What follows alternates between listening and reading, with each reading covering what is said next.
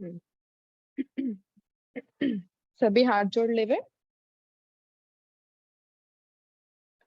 नमो अरिहंताणं, नमो सिद्धाणं, नमो आयर्याणं, नमो वज्रायाणं, नमो लोये सर्वसाहुणम्।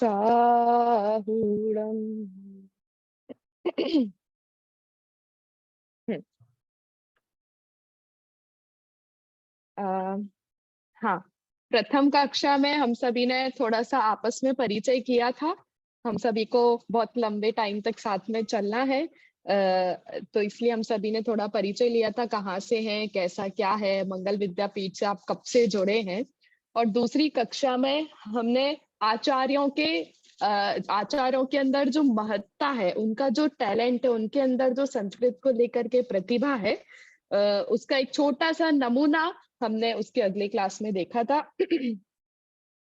आज से हम प्रारंभ करते हैं थोड़ा सा वापस से इंट्रोडक्शन कि जो स्तोत्र आदि लिखे जाते हैं वो संस्कृत में क्यों होते हैं, इनका उद्देश्य क्या होता है, इनका प्रयोजन क्या होता है, और फिर स्तुति कर रहे हैं तो भगवान की स्तुति करने का क्या स्वरूप है, स्तुति कैसे की जाती है। ये थोड़ा सा हम 15 मिनट में फटाफट से इसको हम देख लेते हैं। जितने भी स्तोत्र आदि हम सभी पढ़ते हैं, भक्तांबर स्तोत्र हुआ, विशापहार स्तोत्र हुआ, या दर्शन स्तुति हुई, है ना, और महावीर अष्टक के स्तोत्र इत्यादि बहुत सारे स्तोत्र हैं जो कि संस्कृत भाषा में ही लिखे गए हैं। अधिकतर स्तोत्र संस्कृत भाषा में लिखे गए हैं। तो संस्कृत भाषा में ही क्यों लिखे गए हैं स्तोत्र? जैसे स्तुतियां भी होती हैं वो हिंदी भाषा में होती हैं, लेकिन ऐसा कहा जाता है कि संस्कृत भाषा में जो स्तुति लिखी जाती है वो विशेष फलदायी होती है। ऐसा क्यों? तो उसका समाधान यहाँ पर यह है कि सबसे पहला पॉइंट तो यह है कि जो संस्कृत भाषा है वह देव भाषा कही जाती है। हम सभी ने सुना है ये कि संस्कृत भाषा को देव भाषा कहा जाता है। देव भाषा क्यों कहा जाता है? क्योंकि जो देव होते हैं, भगवान की भक्ति करने में, भगवान की सबसे श्रेष्ठतम भक्ति, सबसे उच्च प्रकार की भक्ति कौन कर सकता है? किसके अंदर सामर्थ्य है? देवों के अंदर। देव हुए, इंद्र हुए, कि वे तो साक्षात भगवान की दिव्य ध्वनि भी सुन सकते हैं, है ना, नंदीश्वर दीप आदि भी जा सकते हैं। तो सबसे उच्चतम जो भक्ति है, भक्ति का प्रकार है, वो देवों द्वारा किया जाता है। और देव जब भगवान की भक्ति करते हैं तो वो किस भाषा में करते हैं? संस्कृत भाषा में। ठीक है, इसलिए संस्कृत को देव भाषा कहा जाता है। अब जितनी श्रेष्ठतम भक्ति देवों द्वारा की जाती है भगवान की, उतनी श्रेष्ठ भक्ति करने का सामर्थ्य तो हमें नहीं है। हम नंदीश्वर दीप आदि तो जा नहीं सकते हैं, भगवान के समव शरण में नहीं जा सकते, इतनी सामर्थ्य तो हम मनुष्यों में है ही नहीं। लेकिन फिर भी जितनी बहुत सामर्थ्य है, तो संस्कृत भाषा को लेकर के थोड़ी बहुत जितनी भाषा है जो अभी हमारे पास उपलब्ध है, तो उस रूप हम थोड़ा सा प्रयास क्यों नहीं करें भगवान की भक्ति करने का। इसलिए स्तोत्र आदि संस्कृत भाषा में होते हैं, और इसलिए इसको विशेष फलदायी कहा जाता है कि देवों द्वारा भगवान की भक्ति संस्कृत भाषा में ही होती है। इसलिए हम सब भी भगवान की भक्ति संस्कृत भाषा में करने का प्रयास करते हैं। दूसरा, फिर यहाँ पर प्रश्न खड़ा होता है कि जो प्राकृत भाषा है और संस्कृत भाषा बहुत प्राचीन है, ठीक है, तो फिर प्रश्न खड़ा होता है कि जो प्राकृत भाषा है वह भी बहुत प्राचीन है। हमारे आचार्यों ने तो गाथाएं भी लिखी है प्राकृत भाषा में, तो प्राकृत भाषा में भगवान की भक्ति नहीं कर सकते क्या? भगवान की भक्ति करना और जैसे संस्कृत में करना, प्राकृत में करना, हिंदी में करना, यह तो साधन मात्र है। यह तो साधन मात्र है भगवान का गुणानुवाद करने का। बाकी भगवान की भक्ति तो हृदय से की जाती है। और रही बात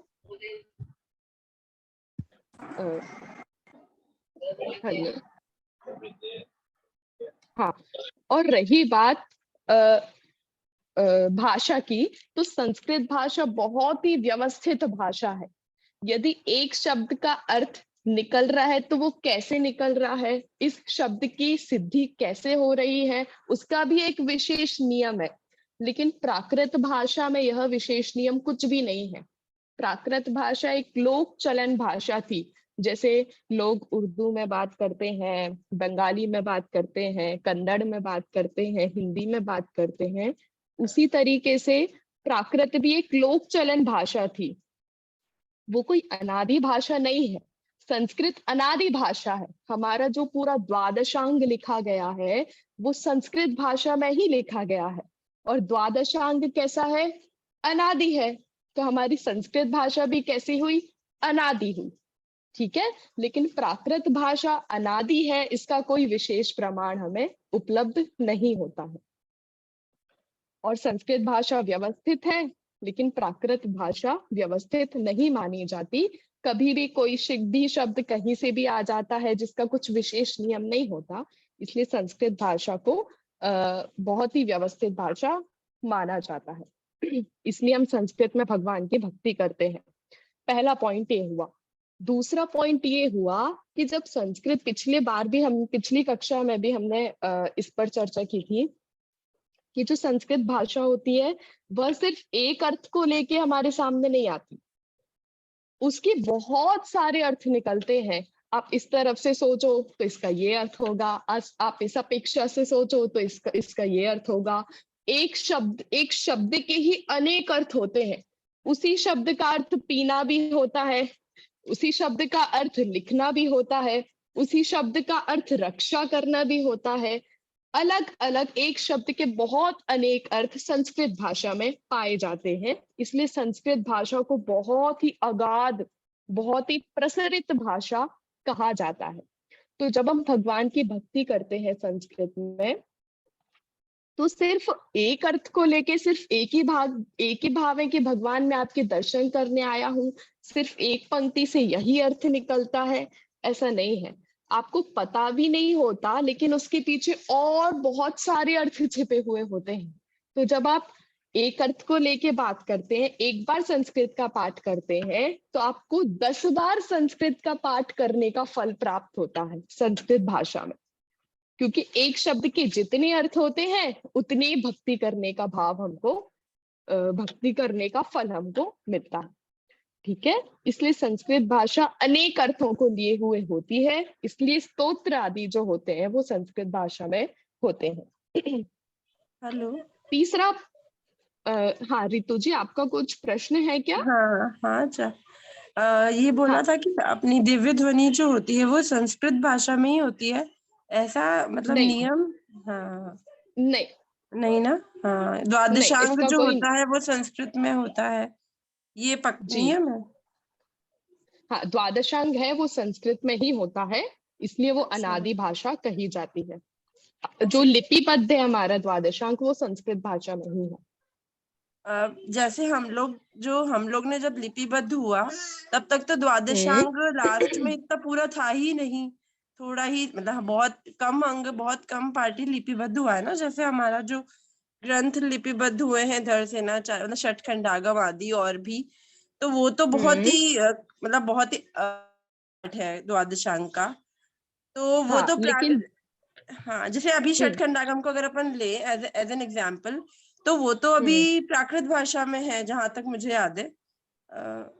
और हम्म हाँ, तो प्रा- मतलब मुझे ये है कि अगर जैसे, क्योंकि जो गंधर्व जो द्वादशांग की रचना करते हैं वो तो लाइक मौखिक रूप में ही होती है, ओरल फॉर्म में, तो हम्म, उसको लिपिबद्ध वाला टाइम तो बहुत बाद में आता है, जब अंतिम शुद्ध केवली वाला जो अपने टाइम भद्रबाहु। तो फिर हम्म। ये कैसे डिसाइड हुआ कि ये संस्कृत भाषा में ही होती है ले, द्वादशांग? लेकिन जब भी लिपिबद्ध हुआ तब तो संस्कृत भाषा में लिपिबद्ध हुआ ना। तो तो जो षटखंडागम प्रथम आदि संस्कृत में है या प्राकृत में है? षटकंडागम ग्रंथ आदि वैसे तो प्राकृत में ही है, लेकिन हाँ जितना भी जिनागम हमारे पास है वो सारा जिनागम तो द्वादशांग ही हाँ है ना। हाँ, तो मतलब जो लाइक हाँ। मेन द्वादशांग लिखा गया है वो संस्कृत भाषा में लिखा गया है। इसका जो प्रमाण है वो प्रमाण मैं आपको कल प्रमाण बताऊंगी कि ये कहाँ पर लिखा गया है। लेकिन पूरा जो द्वादशांक है वो संस्कृत भाषा में ही लिखा गया है।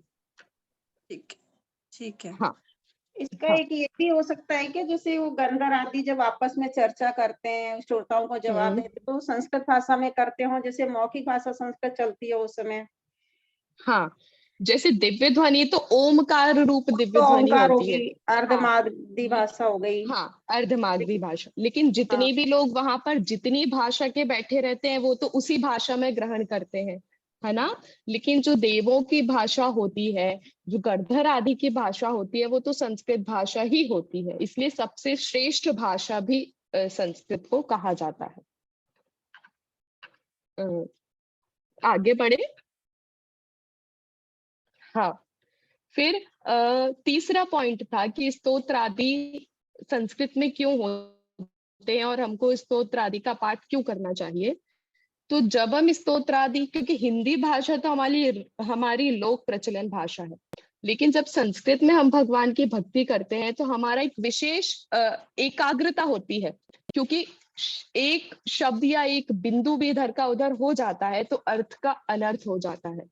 लेकिन जब संस्कृत भाषा हम सभी की इतनी प्रैक्टिस में नहीं है, तो जब भी हम भगवान की भक्ति करते हैं, भगवान के सामने बैठे रहते हैं, तो हम इस भाव से बैठे रहते हैं कि हे भगवान, मैं आपके सामने भक्ति कर रहा हूं, लेकिन मेरा कुछ भी ऐसा उद्देश्य नहीं है कि कुछ गलत अर्थ में मैं आपकी भक्ति करूं। ठीक है, तो जो भी शब्द हमारे सामने होते हैं उनको विशेष एकाग्रता से हमको पढ़ने में आते हैं। संस्कृत में कहाँ हमको रुकना है, कहाँ हमको आगे बढ़ना है, कहाँ कौन सी मात्रा का पहले बाद में उच्चारण पहले हो रहा है, कहाँ पर उसी मात्रा का उच्चारण बाद में हो रहा है। तो बहुत सारे नियम संस्कृत में होते हैं। तो उन नियमों को ध्यान में रखकर, उन अर्थों को भी ध्यान में रखकर हम जब भगवान की भक्ति करते हैं तो हमारी विशेष एकाग्रता उस भाषा को, उन अर्थों को लेकर होती है। तो विशेष एकाग्रता होगी तो भावों में भी, शब्दों में एकाग्रता होगी तो भाव भी ख्याल में आएंगे, और जब भावों में भी एकाग्रता होगी तो भगवान की भक्ति विशेष फलदायी होगी। इसलिए स्तोत्र आदि संस्कृत भाषा में होते हैं। लेकिन ध्यान देने वाली बात तो ये है कि भाषा आदि तो सिर्फ साधन मात्र है, भगवान की भक्ति तो भावों से की जाती है। बस इतना ही यहाँ पर इसका ध्यान में रखने योग्य बात है। लेकिन चूंकि विशापार स्तोत्र संस्कृत में है, इसलिए हम इन सब को लेकर चर्चा कर रहे हैं। अगला बिंदु हमारा आता है कि जो हम स्तुति करते हैं, भक्ति करते हैं, पाठ आदि करते हैं, स्तोत्र पढ़ते हैं, इन सब का प्रयोजन क्या है, हम क्यों पढ़ते हैं। हम नहीं पढ़े तो इन सब का विशेष प्रयोजन यही है। स्वयंभू स्तोत्र में लिखते हैं कि कुशल परिणाम ही आत्मा के विकास के सहायक होते हैं। भगवान की भक्ति करेंगे तो हमारे परिणाम निर्मल होंगे, और हमारे परिणाम निर्मल होंगे तो विशुद्धि होगी, और विशुद्धि होगी तो हमारे आत्मा का ध्यान करने में हमारी विशेष एकाग्रता होगी। इसलिए भगवान की भक्ति की जाती है, मन की पवित्रता के लिए की जाती है। उसके बाद कि अशुभ कर्मों का क्षय होता है, कि हमारी जितने भी पाप का बंध जो हुआ है उन सब का क्षय होकर वे पुण्य रूप संक्रमित हो जाते हैं। भगवान की भक्ति करने से विशुद्ध परिणाम होते हैं। भगवान की भक्ति करना शुभ परिणाम है, इसलिए भगवान की भक्ति करते हैं, यही उद्देश्य होता है। लेकिन भगवान की भक्ति हम क्या भगवान के लिए करते हैं? नहीं। भगवान की भक्ति तो हम भगवान की भक्ति क्यों करते हैं? कोई इसका कारण बताएगा? आप सब भी मंदिर जाते हैं, भक्ति पूजन नमोकार मंत्र पढ़ते हैं, क्यों पढ़ते हैं? हमारा प्रयोजन क्या होता है? स्वयं के परिणामों की विशुद्धि के लिए। बिल्कुल। और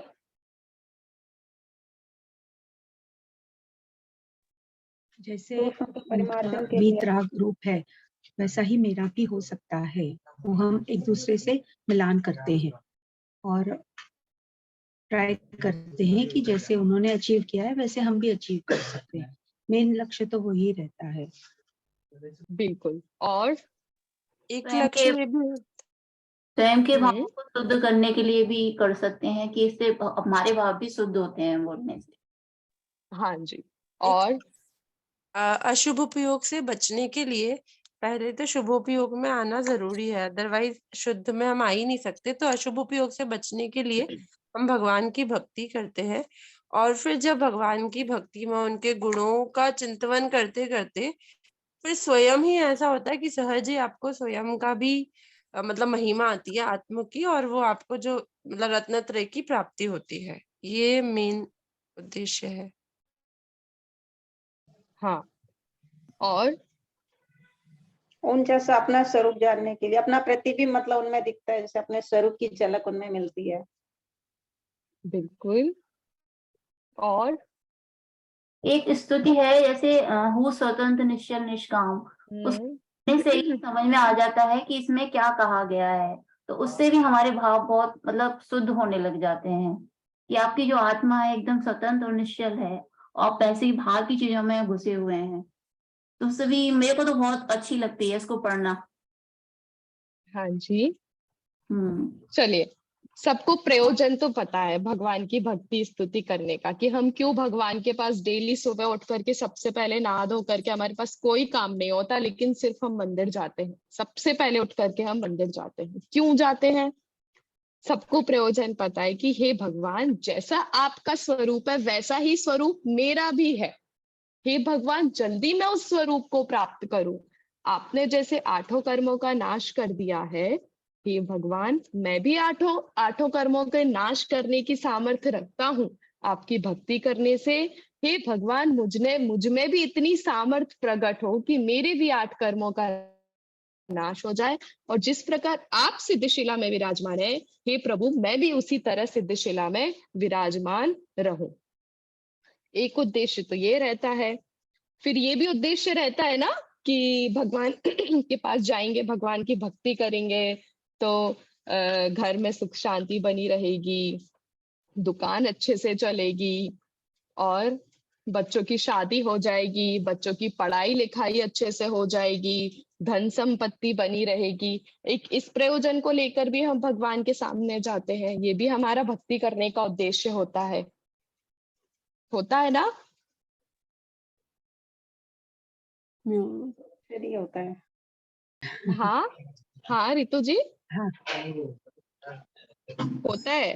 हाँ, होता है ना, मिथ्यात्व है ना, हम सब मिथ्यात्व में हैं तो जाते हैं, उस उद्देश्य से भी जाते हैं। अच्छा, हाँ बिल्कुल। नहीं, प्रयोजनभूत नहीं है वो। अपने दर्शन हाँ। देव देवस्य में लिखा है ना कि पहली 2 ही पंक्तियों में लिखा है कि अपना पापों का नाश होता है, स्वर्ग सुख मिलता है और मोक्ष का साधन भी होता है। तो होते हैं, ये भी साध्य होते हैं, पर वो प्रयोजनभूत नहीं। एक्चुअली में अच्छा। हम इस उद्देश्य से हम नहीं जाते, और अगर जाते हैं तो नहीं जाना चाहिए, क्योंकि जैसे मोक्ष में प्रकाशक जी में लिखा है कि भगवान की भक्ति करने से ऐसे उद्देश्य की तो प्राप्ति सहज ही हो जाती है। बट अगर हम कषाय भाव से ऐसा कोई प्रयोजन रखते हुए भगवान की भक्ति करते हैं तो वो निश्चय ही हमारा पाप का ही बंद करती है। वो भक्ति भी पाप का ही बंद करती है, उसमें आपको पुण्य भी नहीं होगा अगर हमारा कोई भी उद्देश्य ऐसा सांसारिक प्रयोजन वाला होता है। यदि ऐसा हमारा प्रयोजन है कि हे भगवान, सुख शांति बनी रहे, और लौकिक जो भी हमारी इच्छा है कि हमारा रोग, जो भी किसी को रोग आदि है तो 108 बार जाप देने से, दोनों टाइम 108 बार जाप देने से वो ठीक हो जाएगा, संस्कृत के स्तोत्र पढ़ने से, मंत्र फूकने से वो सारी चीजें ठीक हो जाएगी। यदि ये उद्देश्य लेकर हम भगवान के पास जाते हैं, भगवान की भक्ति करते हैं, तो हम मिथ्या दृष्टि है ये मैं मानती हूँ, ठीक है, लेकिन हम ये उद्देश्य लेकर भगवान के सामने जाते हैं तो हमारा जाने का अर्थ ही क्या निकला? हम क्यों गए हम भगवान के पास?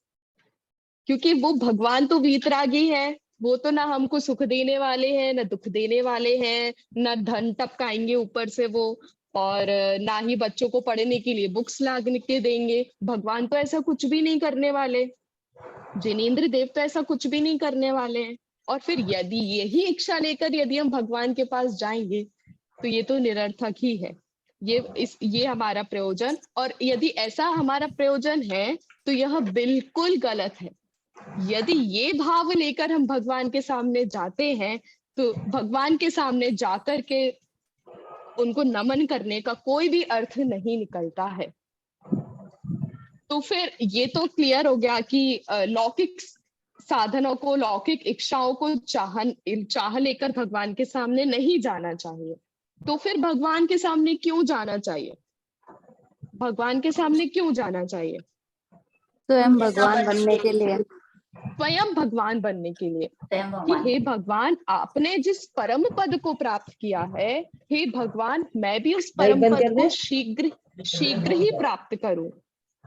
हे भगवान, आपने जैसे परम पद को प्राप्त किया है, आपने 8 कर्मों का नाश किया है, आपने अनंत सुख की प्राप्ति कर ली है, आपने तो संसार का ही नाश कर दिया है भगवान। मैं भी कब इस संसार का नाश करके मुक्ति धाम में विराजमान हो जाऊं, यह भावना लेकर के हम सबको, यह प्रयोजन लेकर के भगवान के पास जाना चाहिए। तो क्या भगवान के पास पहुंचने से, भगवान के पास दर्शन करने से क्या भगवान हमको ये सब दे देंगे? 8 कर्मों का नाश भगवान करा देंगे हमारे? तो फिर देखो, जैसे चंदन का पेड़ होता है ना, चंदन का पेड़, और चंदन के पेड़ में आप कभी भी देखोगे तो एकदम सांप लिपटे हुए होते हैं, है ना? सांप एकदम लिपटे हुए होते हैं। क्यों? क्योंकि चंदन का पेड़ शांति देता है, शीतलता देता है। तो सांप, जब भी आप देखोगे सांप लिपटे हुए होते हैं। लेकिन जैसे ही जंगल में सांप वो मोर को आते हुए देख लेता है, कोई मोर आ रहा है, और सांप जैसे ही उस मोर को आता हुआ देख लेते हैं, क्या तब भी सांप उस चंदन में लिपटे हुए रहते हैं? नहीं। क्यों? क्यों? क्योंकि उसे अपना लालच दिख रहा है वहां पे। और कोई? हाँ मधु जी, आप म्यूट हैं।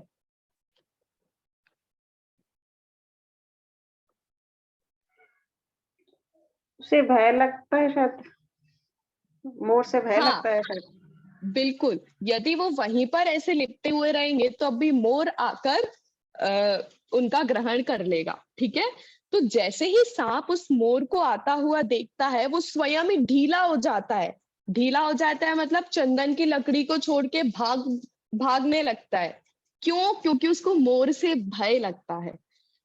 ऐसे ही हे भगवान, आपने 8 कर्मों का नाश कर दिया है। मैं भी आपके समक्ष इसलिए आया हूँ कि मैं आपके समक्ष आता हूँ तो जो ज्ञानावरण आदि जो कर्म है ना, वो आपको देखकर डर जाते हैं, आपको देखकर भय को प्राप्त हो जाते हैं, और वे कर्म कैसे होने लगते हैं? ढीले पड़ने लगते हैं, ढीले पड़ने लगते हैं। और जैसे ही वो ढीले पड़ेंगे तो उनका धीरे धीरे धीरे धीरे, जैसे आपने नाश किया है, वैसे वो मेरे भी उन 8 कर्मों का नाश हो जाएगा।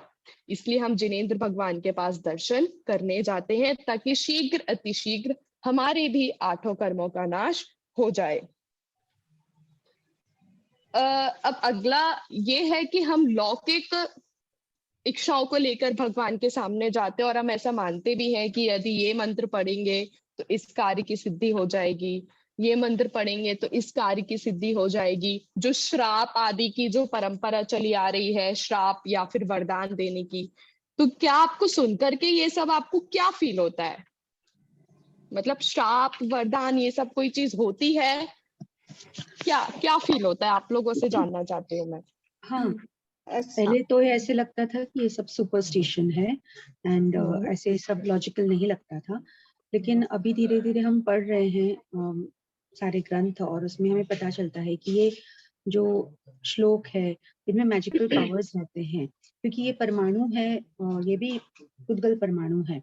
एंड जब हम उसे राइट वे में बोलते हैं तो वो अपनी क्रियावती शक्ति के कारण वो एनर्जाइज होके वो सामने जो भी उद्गल परमाणु है उन्हें भी वो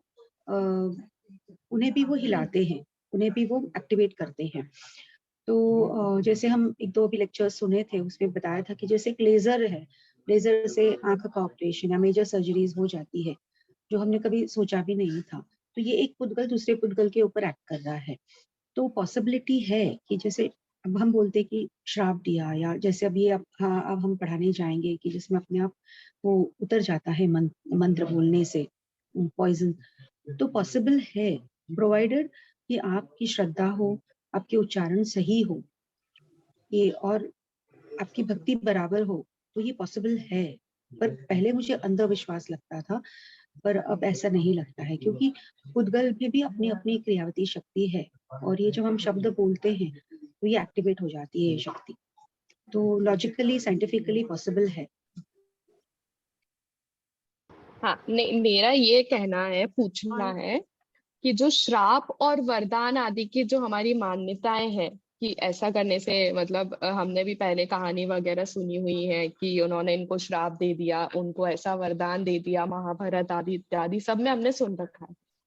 तो क्या ये जैन परंपरा में भी हम इसको मानते हैं? नहीं नहीं नहीं नहीं, वो सब मिथ्यात्व है। जैन दर्शन में ये मान्य है? मेरा मेरा ये कहना हाँ। है कि एक जैसे हम इस चीज को सबसे पहले जैन धर्म में जो ये मेन सिद्धांत है निमित्त नैमित्तिक वाला, हमें ये पता होना चाहिए कि हर परमाणु स्वयं का करता है, उसके कार्य के लिए और मतलब उसके कार्य के करने के लिए कोई और दूसरे किसी भी परमाणु की आवश्यकता नहीं है। पहले तो ये नियम हमें पता होना चाहिए।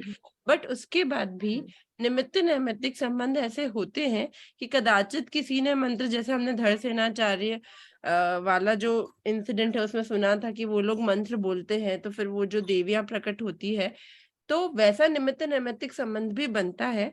बट हम बहुत बार क्या करते हैं, क्योंकि हम मिथ्यात्वी हैं, तो हम उसको कर्ता कर्म संबंध जैसा लेते हैं कि मैं बोलूंगा और मेरा सही होगा, तो वो चीज गलत हो जाती है। क्योंकि उसमें ऐसा होता है कि अगर आप ऐसा होने लगे कि मंत्र बोलो और सब कुछ सही होने लगे, तो फिर कोई चीज मतलब ऐसा होगा कि कोई भी मंत्र बोल के हमें कुछ भी कर सकता है। हमारा साता असाता का उदय, हमारा कर्म का उदय, वो कुछ कार्यकारी होगा ही नहीं। तो वो वाली चीज भी हमें ध्यान रखनी चाहिए कि हम इसको बिल्कुल इग्नोर भी नहीं कर सकते कि कुछ होता ही नहीं है, मंत्र ये सब चीजें, श्राप। बट श्राप इज लाइक, मतलब मेरे को लगता है कि श्राप तो मैं इसलिए सही नहीं मानूंगी क्योंकि हमें अपने कर्मों का फल मिलता है, तो किसी और के श्राप देने से हमें फल मिल रहा है वो मैं ठीक नहीं मानती। लेकिन अगर हमारे कठोर परिणाम हुए हैं, हमने किसी के प्रति बहुत अदया या क्रूरता का परिणाम रखा है, तो उसका फल हमें मिलता है। लेकिन किसी और का श्राप, कोई और हमें श्राप दे दे और उससे हमें कुछ हो जाए, लाइक जैसे हम ट्रेन में जाते हैं तो वहां बहुत से भिखारी बेगर्स जो होते हैं या जो मतलब कुछ भी हो, बहुत सारे लोग ऐसे होते हैं जो हमसे कुछ मांगते रहते हैं और वो ऐसी नहीं दोगे तो कुछ भी श्राप दे दूंगा ये चले जाते हैं। तो अगर ऐसे पाप लगने लगेगा यार, तो फिर तो हम कभी छूट ही नहीं पाएंगे उससे। तो ये मेरा लॉजिक है कि दो चीजें हमें ध्यान रहनी चाहिए, एक तो स्वयं की स्वतंत्रता, दूसरा निमित्त नैमित्तिक संबंध। बाकी हाँ जी। बस प्रश्न इतना है कि क्या श्राप वरदान जैन परंपरा में मान्य है? इसका उत्तर ये है कि श्राप और वरदान की जो परंपरा है वो जैन दर्शन में कहीं भी नहीं है। आप कितने भी ग्रंथ उठाकर देख लीजिए, प्रथमानी योग के या फिर जो उद्धरण हमारे आचार्य आदि देते हैं, कहीं भी आपको किन्हीं आचार्य ने किसी को श्राप दिया ऐसा कहीं भी आपको पढ़ने को नहीं मिलेगा। किसी आचार्य ने किसी को वरदान दिया, किसी को प्रसन्न होकर वरदान दिया, किसी से नाराज होकर उसको श्राप दिया, ऐसा कहीं भी उल्लेख नहीं है और यह मान्य भी नहीं है और यह संभव भी नहीं है। हमारे आचार्य भी वीतरागी होते हैं, वे कहाँ से किसी से प्रसन्न होंगे और कहाँ से किसी से दुखी होंगे? यदि होंगे तो वे हमारे आचार्य दिगंबर मुनिराज नहीं है। तो यह श्राप आदि की जो परंपरा है, अपनी यह मिथ्या तो कल्पनाएं हैं, अपनी बिल्कुल मिथ्या ये कल्पनाएं हमारी हैं। बिल्कुल ये हमारी हमारी देखो, ये श्राप आदि की परंपरा वैदिक परंपरा है, ठीक है। जो वेद आदि को मानते हैं ना, ऋग्वेद यजुर्वेद सामवेद, जो 4 वेद होते हैं उनको जो मानते हैं ना, ये उनका मानना है कि जो श्राप नाम की भी कोई चीज होती है, वरदान नाम की भी कोई चीज होती है, वो मानते हैं ये चीज। वो उनकी कल्पना है, तभी वे भगवान को प्रसन्न करने में लगे रहते हैं कि भगवान दुखी हो गए, उनकी मुद्रा में हमको दिख जाता है कि आज भगवान नाराज है, तो वे और वो चढ़ाते हैं, क्या चढ़ाते हैं सुबह सुबह, जो कुछ भी रसोई में बनता है पहले भोग लगाते हैं कि आज भगवान नाराज है, इनको ज्यादा भोग लगाएंगे। तो ये सारी चीजें, ये सारी वैदिक परंपरा में है और वैदिक वैदिक दर्शन वाले जो लोग हैं वे श्राप आदि को मानते हैं, और उन्हीं से प्रभावित हर एक व्यक्ति, सिर्फ जैन दर्शन में ही नहीं, हर एक व्यक्ति इस चीज को मानने लगा है कि भगवान प्रसन्न भी होते हैं और भगवान दुखी भी होते हैं। इसलिए भगवान श्राप भी देते हैं और इसलिए भगवान वरदान भी देते हैं। इसलिए भगवान हमारा खुश होकर भगवान हमारा भला कर देते हैं, और दुखी होकर भगवान हमें वापस नीचे ले आते हैं। यह सारी मिथ्या कल्पनाएं हैं, भगवान कुछ भी नहीं करता। इवन जैन दर्शन में नहीं, यह तो भगवत गीता में भी लिखा है। देखो मैं आपको पढ़ के बताती हूँ भगवत गीता में क्या लिखा है। अर्थात लोक में कर्तृत्व कर्मों का विधान भगवान नहीं करता, और ना वह कर्म उसके फल का ही संयोग करता है। यह सब तो जगत का अपना स्वाभाविक गुण है। भगवान ना तो किसी के पाप का अपहरण ही करता है और ना ही पुण्य प्रदान करता है। ऐसी बातें तो मोहवश वे लोग करते हैं जिनका ज्ञान अज्ञान द्वारा आच्छादित हो गया है। ऐसी बातें वे लोग करते हैं जो वास्तविक सूत्र आदि का अर्थ नहीं समझकर उसका अन्य अर्थ निकालकर अन्य मान्यताओं को मानने लगते हैं। भगवत गीता में भी जब ये लिखा है तो फिर तो क्या ही बात है, तब भी वे मानने को तैयार नहीं होते। वहां भी साफ भाषा में लिखा है कि भगवान किसी के पाप का अपहरण करता है, अर्थात पापों का नाश कर देगा भगवान किसी और के, यह तो संभव नहीं है। और पुण्य प्रदान करेगा, सुख देगा, यह भी संभव नहीं है। भगवान किसी का कुछ नहीं करता, ये तो जगत का स्वाभाविक गुण है। हाँ जी, अपने कर्मों में भी हम जुड़ते हैं तब वो मतलब सुख दुख महसूस होता है, कि उनमें भी जुड़ान नहीं करें तो वो भी अपने को प्रभावित नहीं कर पाते। हाँ जी, इसलिए श्राप वरदान आदि की परंपरा या भगवान के प्रसन्न होने आदि की जो मान्यताएं हमारी हैं वो सारी मिथ्या है, वो तो बहुत दूर की बात हो गई, मिथ्या मान्यताएं हैं। ठीक है, इसलिए ऐसी भावनाओं को लेकर हम सभी को भगवान के सामने नहीं जाना चाहिए, बल्कि भगवान के सामने तो हमको स्वयं के लिए जाना चाहिए। भगवान ने तो सब कर लिया है, जो जो उनको करना था, 8 कर्मों का सब उच्च पद में प्राप्त हो गए, अब उनके लिए क्या बचा है ना। तो उन्होंने तो सब कर लिया है, अब मैं भगवान के पास जाऊंगा तो मुझे अपने लिए जाना है कि हे भगवान, हो मेरी ऐसी दशा जैसी तुम धारी हो। हे भगवान, जैसी दशा आपने धारण की है वैसी दशा मुझे भी प्राप्त हो, पूर्ण निराकुलता में रूप दशा हमको प्राप्त हो। ऐसा प्रयोजन लेकर हम सभी को भगवान के सामने जाना चाहिए। गुरुदेव श्री के सामने किसी ने प्रश्न किया था, मतलब गुरुदेव श्री स्वयं ही प्रश्न करते हैं और स्वयं ही उत्तर देते हैं। वे कहते हैं कि पूजन स्तोत्र आदि, यही प्रश्न अभी हमने श्राप वरदान का सुना कि जो पूजन स्तुति आदि करते हैं इन सबसे रोग आदि का नाश हो जाता है। ठीक है, यदि यह मान्यता है तो गुरुदेव श्री कहते हैं इसका उत्तर ये है कि हम नए विवक्षा को नहीं समझते। यदि हम ऐसा मानते हैं कि भगवान कुछ करेंगे, हमारा भगवान प्रसन्न हो जाएंगे, तो हमें नया विवक्षा नहीं पता है ना। लेकिन फिर भी क्योंकि स्तोत्र आदि में भगवान की पूजा करते हैं तो बोलते हैं ना, हे भगवान आप मेरी रक्षा करिए, है ना, हे भगवान आप ही मेरी शरण है। ये सारी जो बातें हैं ये पूजा स्तोत्र आदि में आती है, भगवान का बहुमान आता है, तो ये सारी भाषाएं आती है। ठीक है, लेकिन ये हम सब पढ़ते भी हैं और हमारे अंदर भी होता है, लेकिन वह मात्र बहुमान के रूप में होता है। वास्तविक में भगवान कुछ देते लेते नहीं है, यह तो व्यवहार नए की बात है। व्यवहार नए से ऐसा कहा जाता है, इसलिए नई विवक्षा भी हमारे ख्याल में होनी चाहिए। एक्जैक्टली वैसा ही होता है ना, जैसे हम टीचर से पढ़े हो और हम लोग, हमारा एग्जाम अच्छा हो जाए तो हम उन्हें ये बोलते हैं आप ही की वजह से क्लियर हुआ है, बट पता है कि अगर हम नहीं लिखते तो कुछ नहीं मिलता। बिल्कुल, जैसे वैद्य जी के पास भी तो हम जाते हैं दवा लेने के लिए। ठीक है, तो दवा खाकर हमारा जो रोग है वो दूर हो जाता है। ठीक है, तो हम क्या बोलते हैं, वैद्य जी के प्रति कृतज्ञ हो जाते हैं और हम बोलते हैं कि हे मतलब वैद्य जी आप नहीं होते तो हमारा रोग ही दूर नहीं होता। ठीक है, लेकिन वैद्य जी ने कुछ किया? उन्होंने कुछ भी नहीं किया, उन्होंने सिर्फ दवाई दी, ग्रहण तो आपने स्वयं की है ना। इसलिए बहुमान आता है, इसलिए ऐसा कहा जाता है कि हे भगवान, आपके कारण से ऐसा हुआ और आप हमारी रक्षा करिए। यह वास्तविक में व्यवहार नहीं की बात है। अब ये है कि हम पूजा आदि क्यों करते हैं, लेकिन ऐसा देखा तो जाता है कि जो भगवान की पूजा करता है उसका पुण्य का बंध अधिक, पुण्य उदय ज्यादा दिखाई देता है हमको, लोक में भी हमको दिखाई देता है। ऐसा क्यों? ऐसा क्यों? है उसका पुण्योदय है। पुण्य का उदय है। पुण्य का उदय कैसे है? उसने ऐसा क्या किया? उसने ऐसा क्या किया कि उसके पुण्य का उदय? पुण्य का उदय तो नहीं है, पर वो आदि करी उसने। एक मिनट, हाँ, एक एक करके।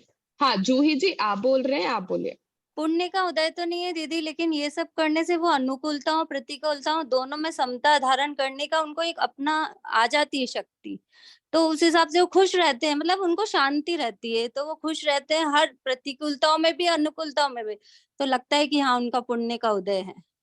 हाँ, मतलब आपका कहना है कि जैसा भी हो उनके सहज भाव रहते हैं, संक्लेशित परिणाम नहीं होते, तो वह ऑटोमेटिकली पुण्य बंध रूप हो जाते हैं। हाँ, और कोई? मेरा ये कहना है कि जो भक्ति वाले भाव होते हैं उसमें मंद कषाय या प्रशस्त राग की वजह से एक तो ये होता है कि जो नवीन कर्म बनते हैं वो तो पुण्य ही बनता है। दूसरा, जो पुराने वाले कर्म होते हैं उनमें भी कर्षण अपकर्षण उदीना संक्रमण ये सब होता है, तो पुण्य रूप में हाँ कन्वर्ट होता है, इसलिए उनको पुण्य का उदय ज्यादा देखा जाता है। हाँ हाँ। आप चाहें कि आज मैंने भक्ति की और आज ही हमको फल मिल जाए, ऐसा होता है क्या? नहीं, ऐसा आज नहीं होता। भगवान, ऐसा नहीं होता। तो फिर ऐसा नहीं कैसा होता होता है? तो फिर कैसा होता है? उस समय तत्काल फल तो उसकी परिणामों की शांति का मिल रहा है ना। हाँ जब हाँ तात्कालिक हाँ फल उसकी परिणामों की शांति का मिल रहा है उस समय। हाँ, देखो आप जब और जैसे जैसे हाँ, जैसे हम कहीं नौकरी करते हैं, है ना? तो हम नौकरी करते हैं तो क्या होता है कि पूरे महीने हम काम करते हैं, तब हमको महीने के लास्ट में पगार मिलती है। ठीक है, अब हम पहले दिन ही अपनी नौकरी करने के लिए गए और पहले दिन ही अब उनसे पगार मांग लें, तो ऐसा संभव है क्या? नहीं है। नहीं है। क्यों? नहीं है। क्योंकि जब आप पूरे महीने काम करोगे तब आपको महीने के अंत में पगार मिलती है। ठीक है, वैसे ही जब हम भगवान के पास जाते हैं, भगवान की भक्ति करते हैं, तो हमको शुभ बंध होता है। ठीक है, शुभ बंध होता है।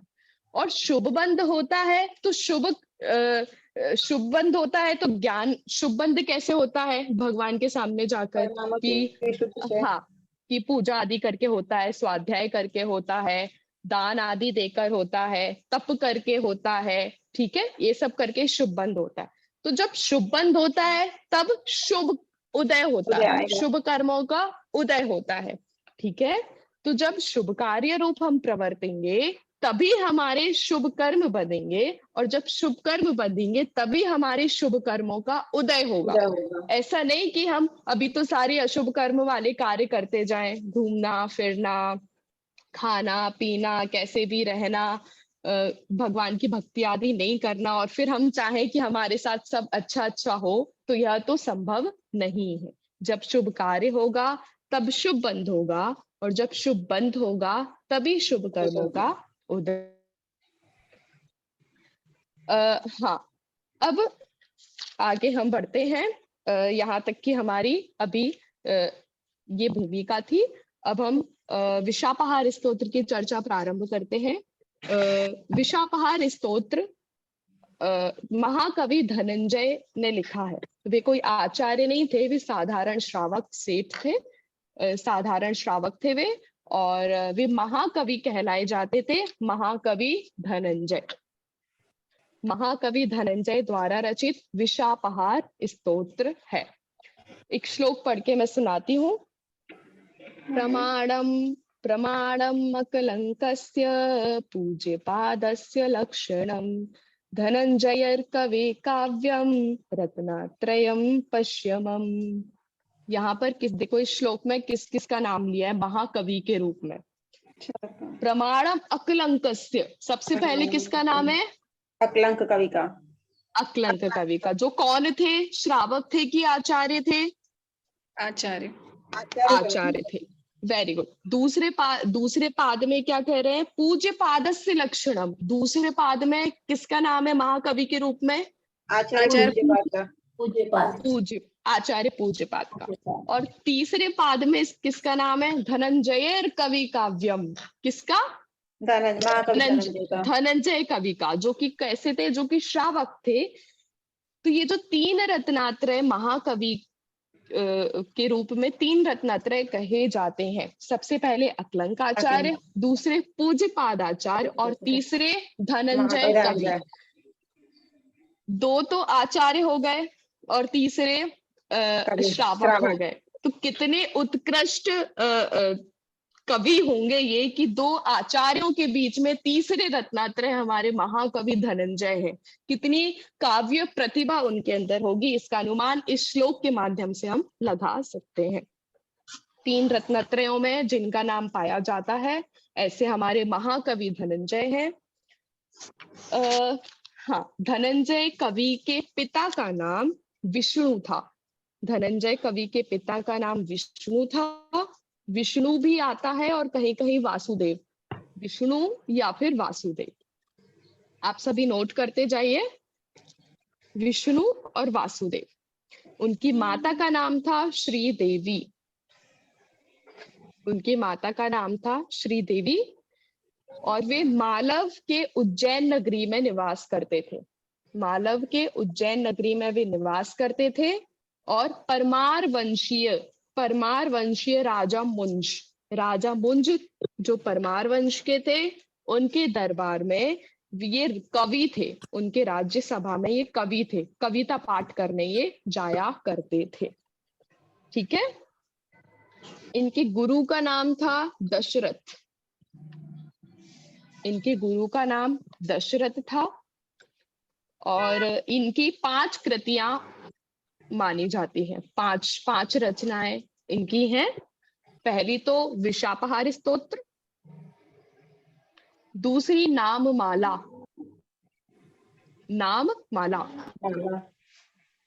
तीसरी अनेकार्थ नाममाला, चौथी यशोधर चरित और 5वीं द्विसंधान महाकाव्य।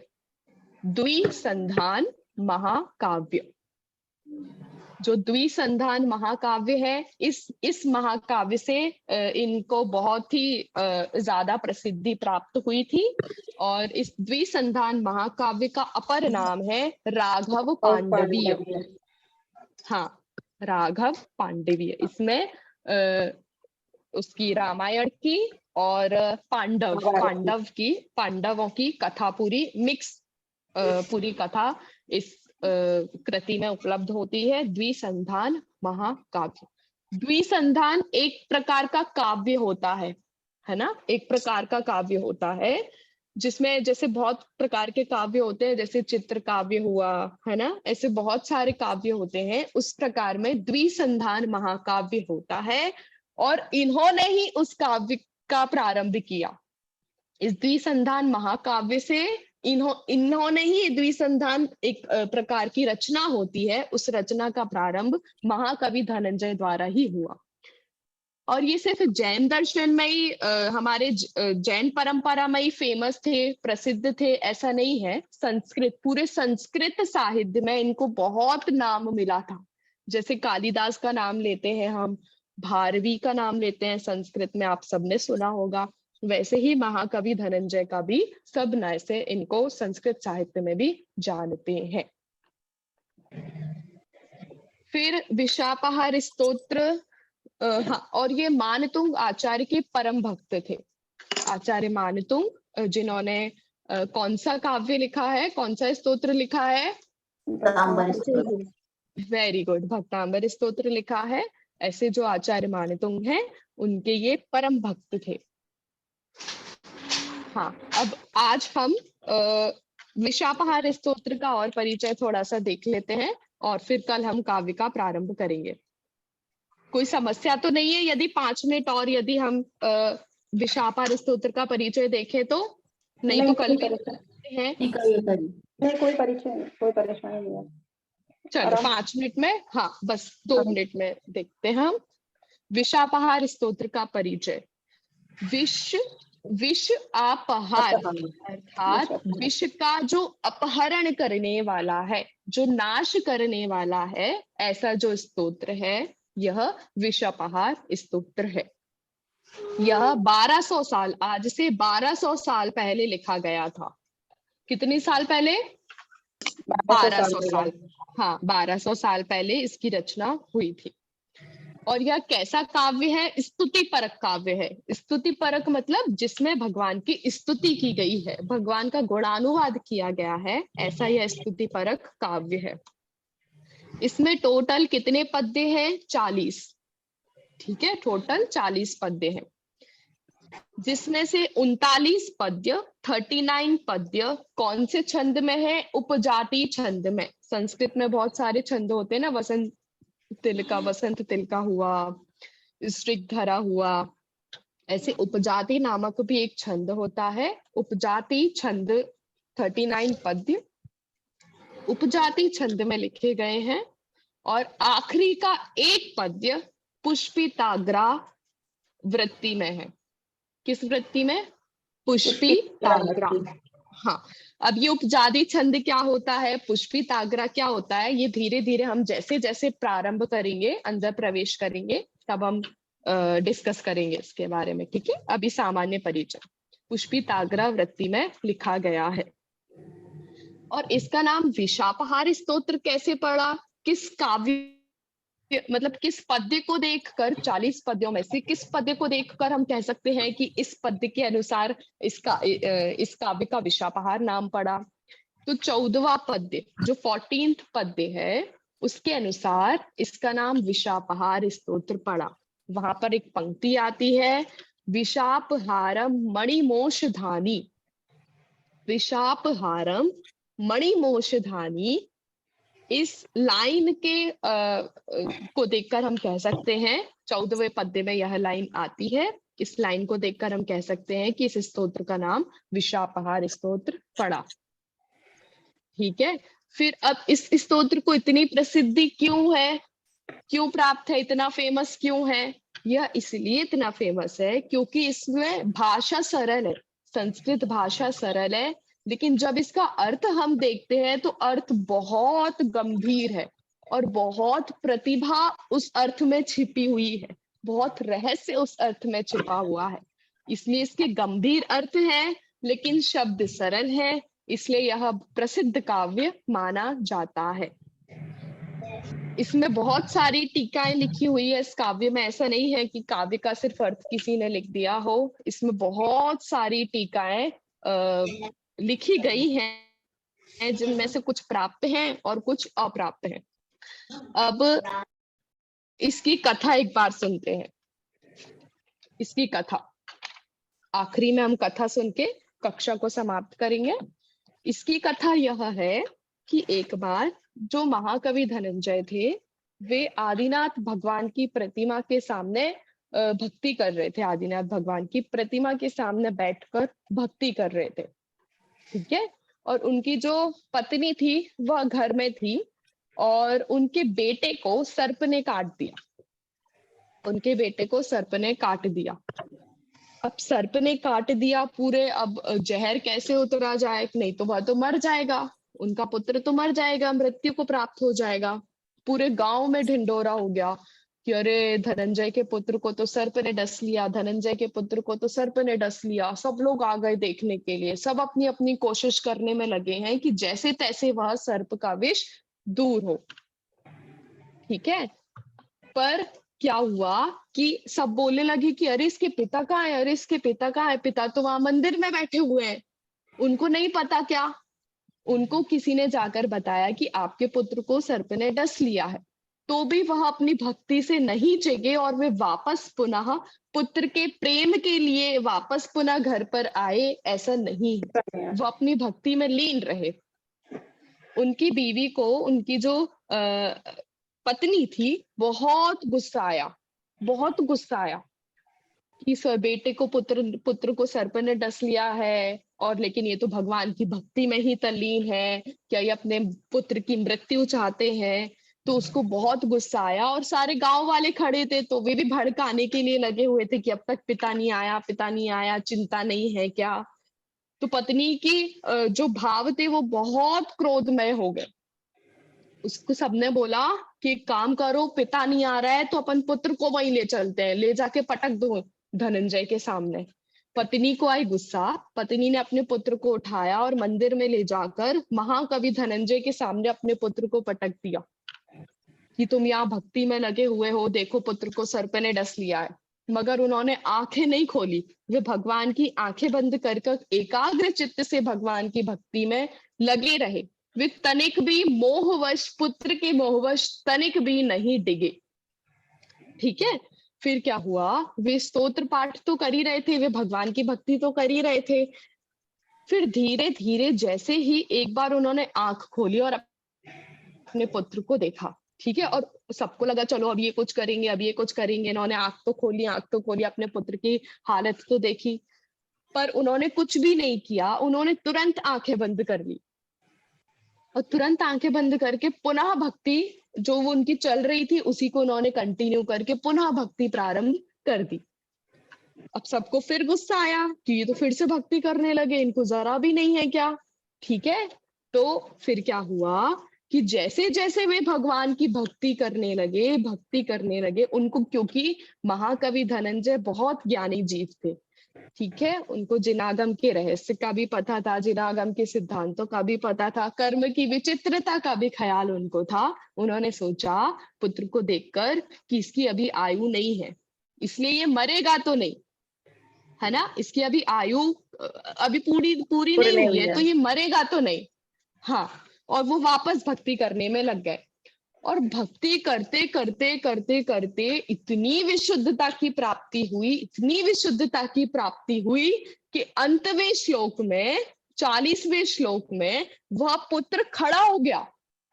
सर्प का जहर अपने आप ही दूर चला गया। क्यों चला गया? भगवान की भक्ति करने से। और उनको विश्वास था कि अभी इसकी आयु नहीं है, अभी ये मरण को तो प्राप्त नहीं होगा। ठीक है, इसलिए वो अपनी भक्ति में लीन रहे, जिसकी विशुद्धता की फल की प्राप्ति से वह पुत्र ठीक हो गया। इसलिए यह इसकी कथा है।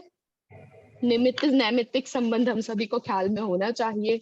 ठीक है, कि महाकवि धनंजय की भक्ति तो निमित्त बनी, लेकिन उस पुत्र का अपना पुरुषार्थ था। जैसा होना था, जिस समय जो होना था वह उसी समय होता है, निमित्त मिल जाते हैं।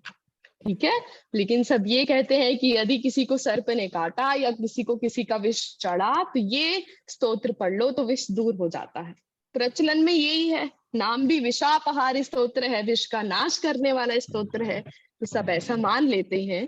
लेकिन यह मान्यता बिल्कुल गलत है कि विषापहार स्तोत्र से विष दूर हो जाता है। वह मान्यता बिल्कुल गलत है।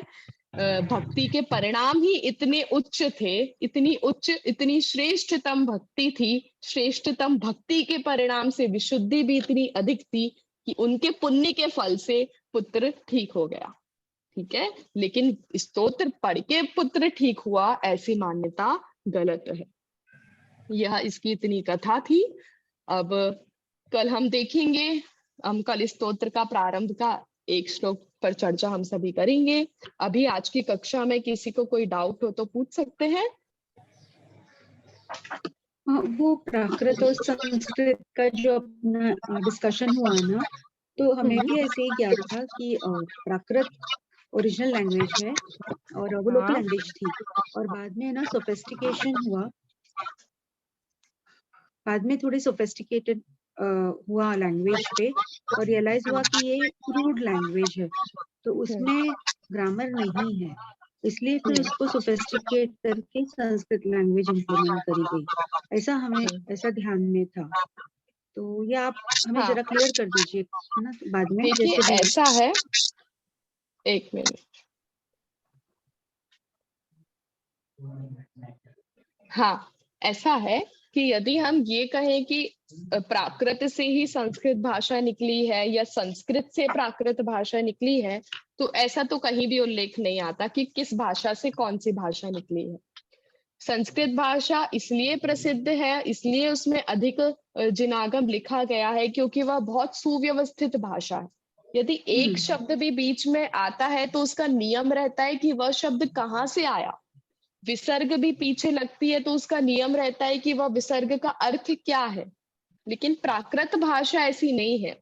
आपने भी कहा उसमें ग्रामर नहीं है। प्राकृत भाषा में कुछ भी व्याकरण नहीं है, इसलिए वो व्यवस्थित भाषा नहीं मानी जाती। ये है, इसमें कोई व्यवस्थित भाषा नहीं मानी जाती, लेकिन इसका कोई प्रमाण नहीं है कि कौन सी भाषा कहाँ से निकली, ये हम नहीं कह सकते।